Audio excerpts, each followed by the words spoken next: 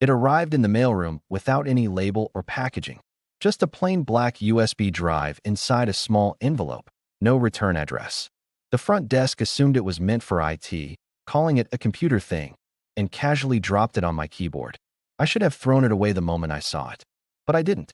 I did what every security professional warns against. I let my curiosity get the better of me. I took the USB drive to an isolated, offline laptop. No network, no accounts, purely sacrificial for suspicious media. Plugging it in, nothing happened. No drive letter, no device notification, just a faint blink from the laptop's power light, like a small hiccup. Suddenly, without any prompting, the BIOS screen took over. A black screen with white text appeared, announcing, "New boot device detected." I hadn't restarted, yet the machine rebooted on its own. The laptop bypassed its usual operating system and loaded a strange menu. No signs of Windows or Linux. Just a stark, bare interface with only one option displayed.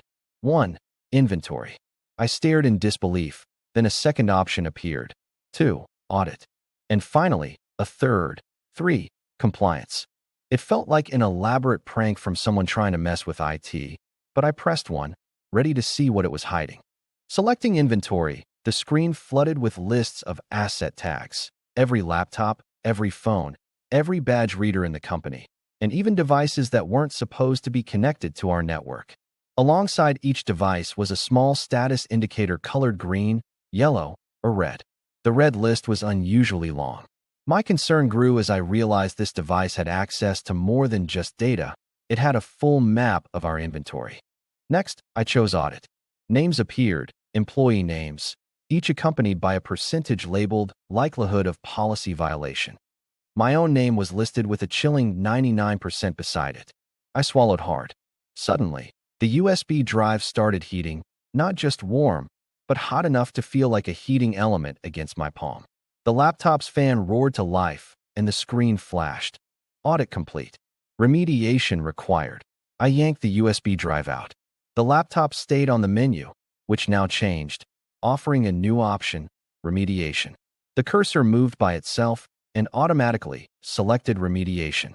A prompt appeared, select target. The system highlighted my name. Panic surged through me.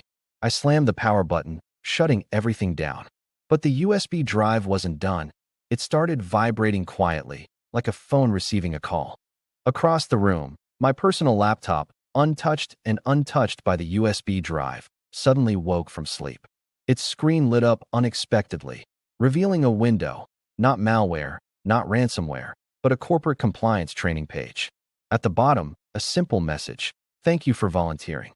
I hadn't touched my laptop, hadn't plugged the USB drive into it. So how did it know where I was? Then my phone buzzed. A calendar invite appeared titled, "Remediation Session, 2:14 p.m." The organizer's name was cryptic, Patch Verifier, and the location field simply read, "You." Somehow, a mysterious device with no origin, no manufacturer, had not only reached into our systems, but had also pinpointed me directly. What had I just unleashed? This wasn't just a USB drive.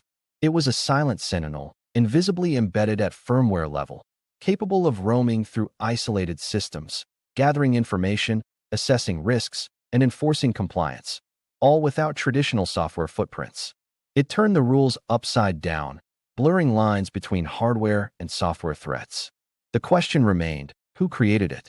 And why send it to me? I never plugged that USB drive into any other machine again. But its message lingered.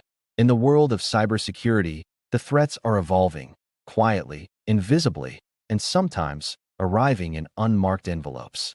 Vigilance must extend beyond software to the very firmware beneath. And the unknown can reach you even when you think you're safe.